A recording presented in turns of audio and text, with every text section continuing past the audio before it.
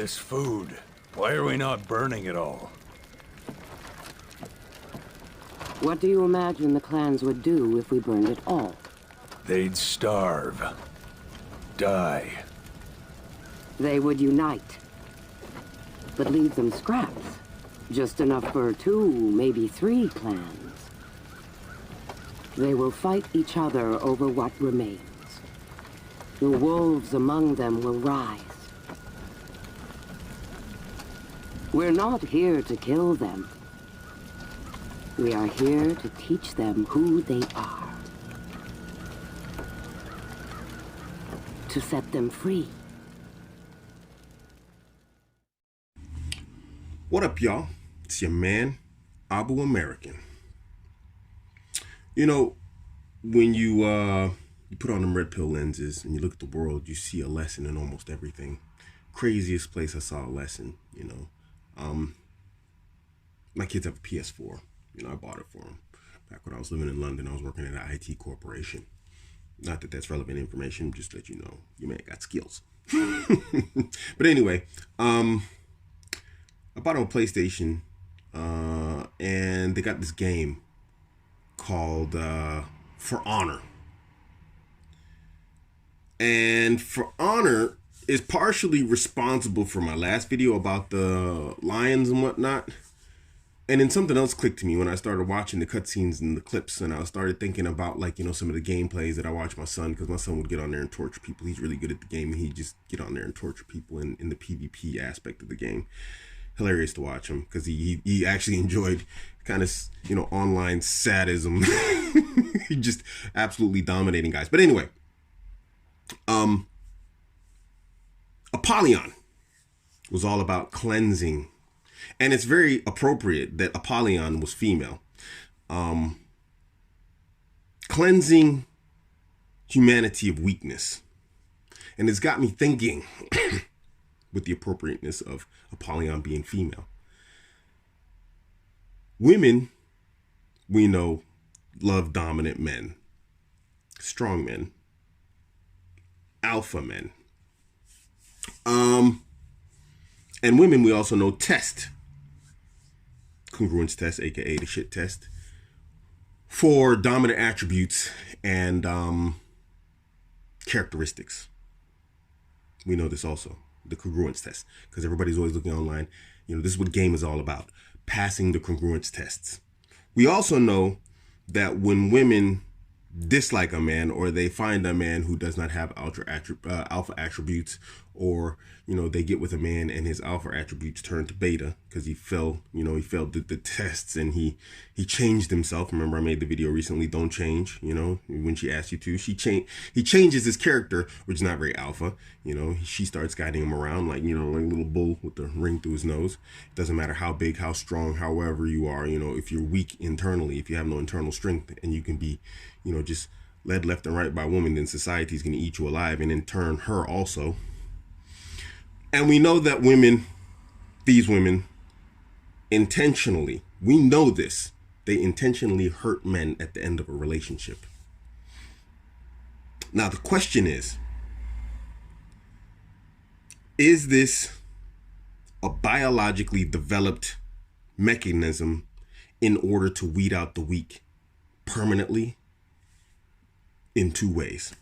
Here are the 2 ways. 1, the guy becomes hurt and injured, and it changes him. It makes him better. Or 2, it injures him to the point that it cripples him, and he goes into a corner and dies. You know, he doesn't reproduce, he kills himself, whatever else, because we know a lot of guys commit suicide. More men than women commit suicide at the end of a relationship than women do. Men kill themselves quite frequently at the end of relationships. You know, not quite frequently, but at a higher frequency than women do. So we have 2 options here. Both of them lead to the same thing, weeding out the weak. And women hate what? They hate weak. So is it a reproductive mechanism within humanity that women intentionally hurt men at the end of a relationship? Because if you think about it, it will either create strong men or it'll weed out the weak. Either way, the weak become fewer. And that means the pool of dominant, strong men increases. What if all these shit tests that we're seeing nowadays on a societal level is a way of weeding out the weak? And we know now more than ever, in the 21st century, we are dealing with generations of weak dudes from millennials to Generation X. Actually, Generation X is looking really good. Is it X or Z? Whatever. The newest generation coming up, they're coming up more conservative than ever. They're coming up tough. They're lifting. They're more red pill than ever. There's a cleansing going on. And you know what? I don't hate or dislike MGTOW. I don't.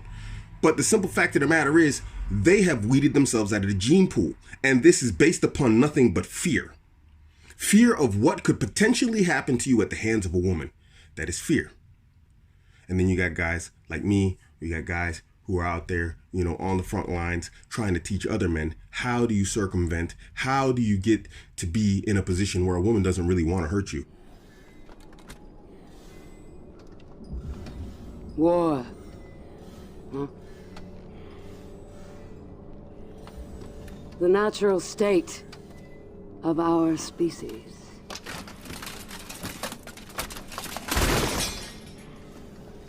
Yet these monsters flee from it. They're cowards. We must be brave for them.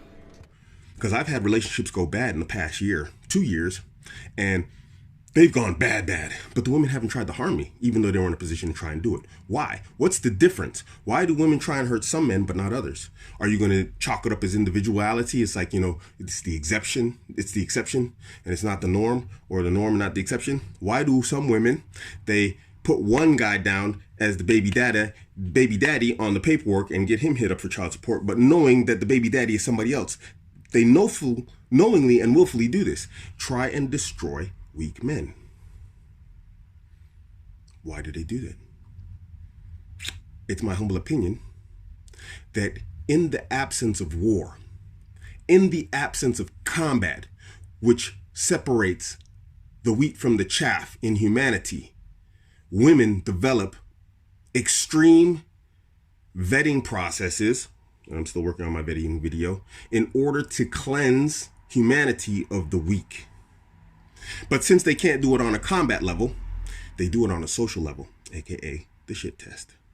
And this is why feminism is such a big thing. This is a hypothesis that I just came up with off the top of my head, watching a video from a video game. So coming back to my point, those men out there teaching other men how to circumvent, how to navigate the current reproductive market, which is no longer based upon the classical attributes that we all know of, that some men wish would come back but are currently not here. And as we know, and as I said before, the current environment, reproductive selective processes that are used right now to decide who is going to be reproductively successful is not going to last. This environment is not permanent, just like the one prior to it wasn't. But right now, we see a clear separation between the two types of men, those who opt out and those who stay in the game. So it's upon us to teach the next generation of men, or those men who are looking, those men who took the pain, felt the anger, the red pill rage, and now they've directed it to learning to be better, to be stronger, to be an improvement upon themselves. As Apollyon said, they're cowards. We must be brave for them. If there's no example, gentlemen, what happens? What happens to the next generation of men? Where does the improvement come from? It's already there. It's just something we, just like the women, have to look for.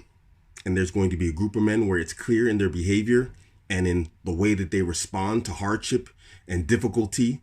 And we see this in all affairs of their lives. Those men who collapse and crumble when they face hardship, those men who stand up and fight, and those who hold their ground and defend. Those who fight back and gain ground are ideal. Those who hold their ground and stand their ground are ideal. Those who collapse and crumble, feed them to the wolves. Gentlemen, there's greatness in every single man. It's not to say that you're going to go out and you're going to be the president of the United States. No one's saying you're going to be the next, superhero, great guy on TV or whatever else. That's not what we talk about when we say greatness. We're talking about your individual greatness. This doesn't have to go beyond your specific life. This is why I'm always talking about be the best version of you that you can be every day. Don't slack on this. Be the best you. And inside, I've talked about this before, you got to let that little mad monkey out of the cage sometimes. Sometimes you just got to let them go, and you got to let those guys who are intimidated by you being strong, by being what they want to be, by being what they should be, and you got to let them feel the fear. You got to let them fear that. Or as Apollyon would say, if there are wolves inside, should we not set them free?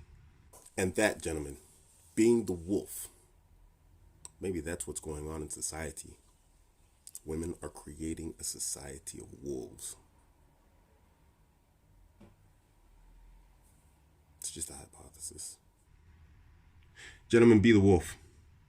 Hence the icon on Abuamerican. How easily even I forget. It's your man Abuamerican. You know the deal. Like and subscribe. If there are wolves among them,